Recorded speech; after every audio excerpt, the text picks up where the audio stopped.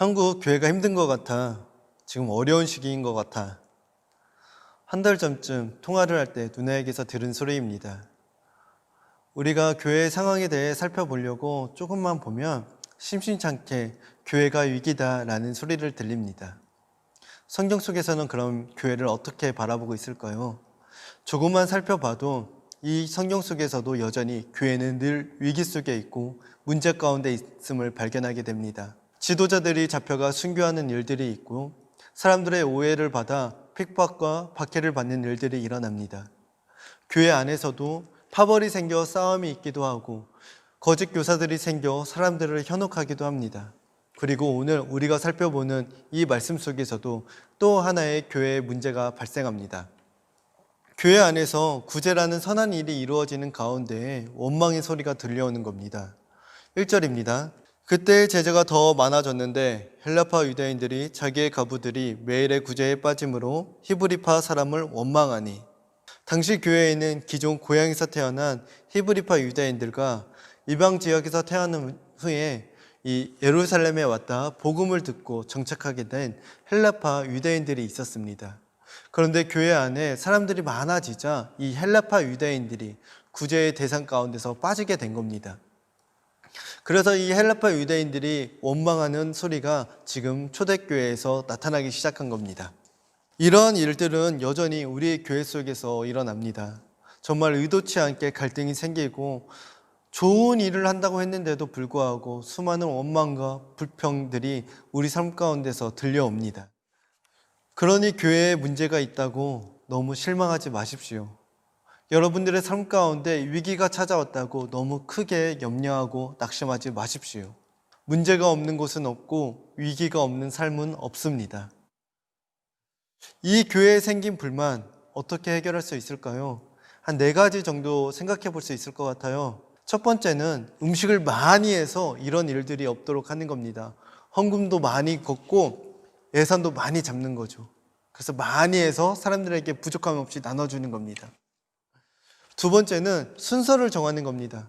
하루는 히브리파 유대인들에게, 하루는 헬라파 유대인들에게 음식을 나눠주는 겁니다. 세 번째는 이 원망 들려고 문제가 있는 이 일 자체를 그냥 없애버리는 겁니다. 네 번째는요, 나누어서 진행하는 겁니다. 헬라파 유대인들은 자신들끼리 따로, 히브리파 유대인들은 히브리파 유대인들끼리 따로 나누어서 진행하는 거죠. 이 초대교회는 과연 어떻게 이 문제를 해결했을까요? 이 4가지 방법을 사용하지는 않습니다. 2절입니다. 12사도가 모든 제자를 불러 이르되 우리가 하나님의 말씀을 제쳐놓고 접대를 일삼는 것이 마땅하지 아니하니.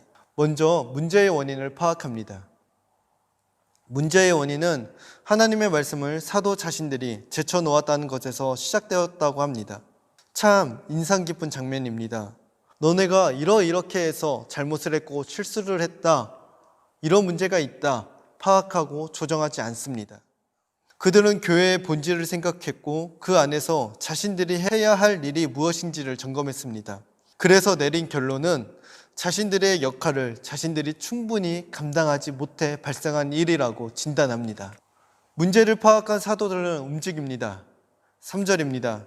형제들아, 너희 가운데서 성령과 지혜가 충만하여 칭찬받는 사람 7을 택하라. 우리가 이 일을 그들에게 맡기고. 먼저는 구제하는 일을 맡을 수 있는 사람들을 뽑습니다. 그리고 그에게 맡기겠다고 이야기를 합니다. 그 이유는 간단합니다. 바로 자신들이 해야 할 일을 잘 감당하기 위해서입니다. 자신들이 해야 할 일, 그 일이 무엇인지는 바로 4절에 나옵니다. 우리는 오로지 기도하는 일과 말씀을 전하는 일에 힘쓰리라 하니. 기도와 말씀 사역에 힘썼다고 합니다. 무엇을 먼저 하겠다고 합니까? 기도입니다. 특히 위기와 문제가 찾아왔을 때에는 기도를 더더욱 하셔야 합니다.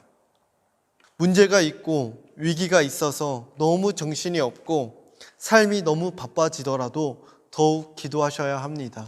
사람들이 이런 방법이 있습니다, 저런 방법이 있습니다, 이렇게 해결하십시오 라고 수많은 조언과 말들이 들려올 때도 더욱 기도하셔야 합니다.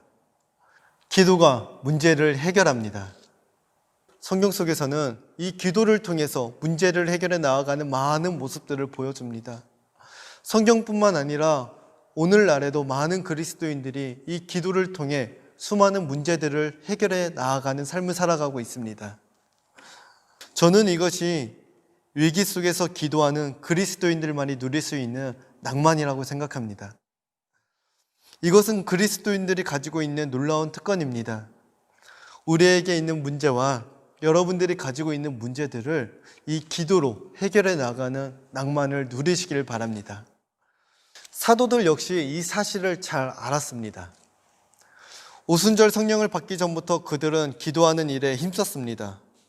또한 오순절 성령을 받은 후에도 기도하는 일과 말씀 전하는 일에 힘을 기울여 3,000명이 회개하고 5,000명의 성도들이 늘어났습니다. 이뿐만 아니라 많은 치유의 역사도 경험하게 됩니다. 이런 모든 일들은 그들의 능력만으로는 할 수 없던 일입니다. 기도로부터 시작된 사역에 자신들의 능력으로는 결코 할 수 없는 일들이 하나님만이 하실 수 있는 일들이 일어난 것을 그들은 경험했고 바라보게 됩니다. 그렇기 때문에 그들은 기도의 본질을 잘 알고 있었습니다. 말씀을 통해 우리의 삶이 변화될 때, 이웃의 삶이 변화될 때 그 일을 이루시는 분이 누구입니까? 그것은 바로 하나님의 일입니다. 하나의 말씀이 한 영혼에 심겨져 생명을 가지게 하는 것은 오로지 하나님의 일이기 때문입니다. 기도는 그것을 인정하는 것이고 맡기는 것입니다. 그렇기에 사도들은 말씀 사역에 오로지 기도하는 일을 함께 행했던 것입니다. 특별히 제가 오늘 여러분에게 드리고 강조하고 싶고 전하고 싶은 단 한 가지 메시지가 바로 이것입니다. 혹시 우리는 기도를 너무 가볍게 생각하고 있지는 않습니까? 마치 마트에서 물건을 잘 팔기 위해서 하나 덧붙여 파는 물건같이 말이죠. 기도는 그럴싸하게 하나님의 일처럼 모양을 내는 데 필요한 것이 아닙니다. 조미료처럼 뿌려지는 게 아니라는 소리입니다. 기도는 어떤 일을 하기 전에 몸풀기를 하는 것이 아닙니다. 기도는 기도 그 자체만으로도 너무나 중요한 사역입니다. 새우 파스타에 새우가 빠지면 그것이 새우 파스타이겠습니까? 기도는 새우 파스타의 새우와 같은 역할을 합니다. 이처럼 기도가 빠진 하나님의 사역은 완성될 수가 없습니다. 마찬가지로 그리스도의 삶에 기도가 빠진 그리스도의 삶은 완성될 수가 없습니다. 이쯤 되면 나도 기도가 충분히 중요하다는 것은 알고 있습니다 라고 말하실 분이 있을 겁니다. 그런데 우리 정말로 충분히 알고 있을까요? 5절에 보면 참으로 인상 깊은 부분이 있는데요. 그들의 사도의 말을 듣고 기뻐했다는 것입니다. 우리도 이들과 같이 기뻐할 수 있을까요? 교회에 갈등이 생겨서 불평과 원망의 소리가 생겨나기 시작합니다. 그리고 당장 내가 가진 불만, 어려움을 목사님에게 찾아가 이야기를 했습니다. 이때 목사님께서 이렇게 이야기하시는 거예요. 이 문제는 우리가 말씀 사역에 집중하지 못해서 그런 것 같습니다. 우리는 오로지 기도하는 일과 말씀 사역에 집중하겠습니다. 이 문제는 여러분들 중에 성령이 충만하고 지혜롭고 칭찬받는 사람을 뽑아서 잘 관리해서 해결해 나가십시오. 어떻게 보면 무책임하게 들릴 수도 있지 않을까요? 문제는 신경도 안 쓰고 기도만 하겠다니요. 말씀 사역만 하겠다니요. 그러나 그들은 기뻐했다고 합니다. 그들은 기도의 능력을 믿었고 정말로 중요하다는 것을 알았습니다. 그러기에 그들은 그것을 진심으로 기뻐했습니다. 우리의 문제를 두고 누군가가 당신을 위해 기도해 주겠다는 말의 무게를 무겁게 느낄 수 있어야 합니다. 또한 누군가를 위해 기도하겠다고 말할 때에 그 말에 담긴 무게를 느끼며 전할 수 있어야 합니다. 어째서입니까? 기도에는 하나님의 역사가 있기 때문입니다. 7절, 하나님의 말씀이 점점 왕성하여 예루살렘에 있는 제자의 수가 더 심히 많아지고 허다한 제사장의 무리도 이 도에 복종하느니라. 이처럼 기도하며 나아갈 때 문제가 해결되었고요.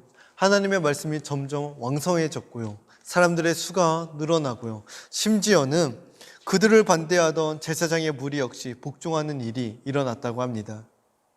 이 모든 일, 사람의 힘으로만 할 수 있던 일이 아닙니다. 하나님께서 역사하셨기에 가능했던 일입니다. 이처럼 기도에는 하나님의 역사하심이라는 무게가 담겨 있습니다. 교회에는 기도에 전념할 사람들이 필요합니다. 담임 목사님께서 기도와 말씀에 전념하실 수 있도록 성도들이 기쁨으로 도와야 합니다. 성도님들 가운데서도 기도만 전념할 사역자들이 일어나야 합니다. 중보기도팀, 새벽기도자, 하늘문을 여는 금요기도자들이 앞장서야 합니다. 교회뿐만 아니라 여러분들의 가정에도 그 가정을 위해 기도에 전념하는 기도의 사역자들이 필요합니다. 밥하는 것만큼, 아이들을 돌보고 놀아주는 것만큼, 밖에 나가서 돈을 벌어오는 것만큼, 아니 그보다 더 중요한 것이 바로 이 가정을 위해서 기도하는 일입니다. 6절에 보면 사도들 앞에 세우니 사도들이 기도하고 그들에게 안수하니라 라고 이야기를 합니다. 사도들은 7지사를 택하여 기도하고 그들에게 안수하며 사람을 세웁니다. 기도는 이처럼 사람을 세우는 일입니다.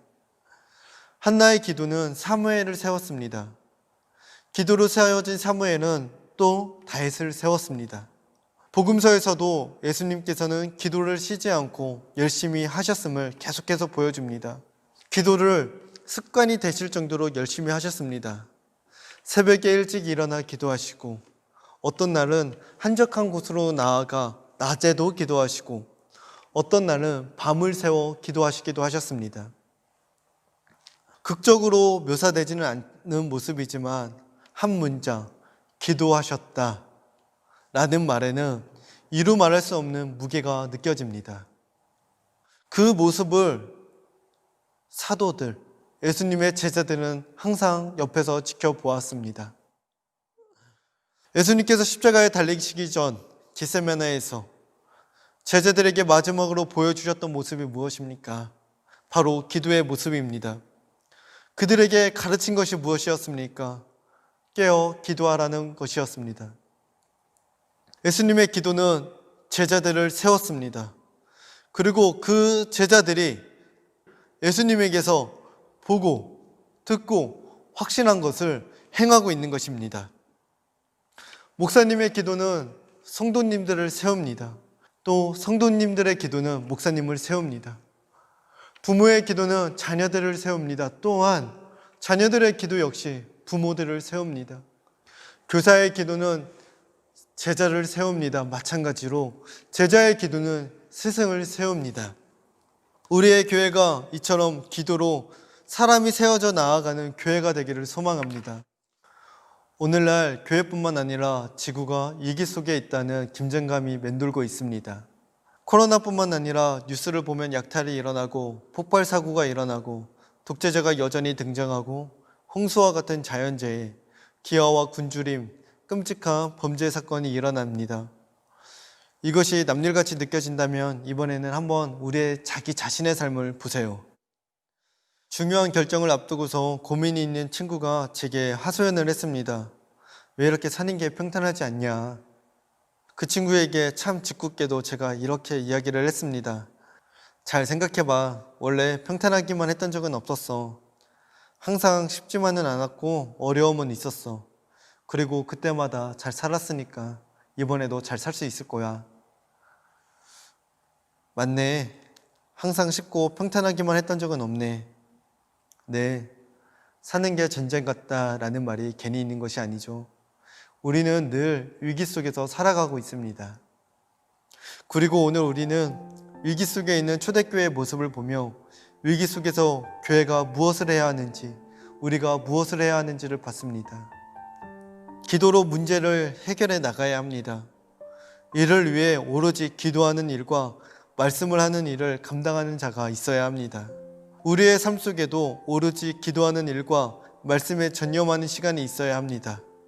또한 위기 속에 있는 이 세상을 위해서도 오로지 기도하는 일과 말씀을 붙잡는 사명을 우리가 감당해야 합니다. 기도로 사람을 세워나가야 합니다. 며칠 전 어린 한 형제들이 비디오 게임을 할 때 그 옆에 있을 기회가 있었습니다. 스포츠 게임을 하는 건데요. 둘이 경쟁을 하다가 질 것 같으니까 한 아이가 제게 전도사님 기도해 주세요 라고 요구했습니다. 그런데 제가 이렇게 말했어요. 아니야, 이런 걸로 기도 안 해줄 거야. 열심히 해서 최선을 다해서 집중해서 한번 이겨봐. 아마 저는 그때 기도를 너무 쉽게 생각하는 거 아닌가 하는 생각으로, 그리고 또 둘 다 우리 교회 아이인데 한 명을 이기라고 기도할 수는 없으니까 이렇게 말했던 것 같습니다. 근데 제가 이렇게 말하자 바로 그 옆에 있던 다른 형제가 이렇게 말했습니다. 나쁜 전도사님이다. 그날 밤 너무나 마음이 많이 찔렸습니다. 며칠 동안 이 일이 내리에 남았습니다. 오히려 기도를 오해하고 기도를 가볍게 생각하고 있었던 건 나였구나.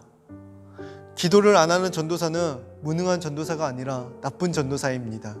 마찬가지로 그리스도인으로서 세상의 위기와 아픔을 보고서 기도를 하지 않는 그리스도인은 무능력한 그리스도인이 아니라 나쁜 그리스도인입니다.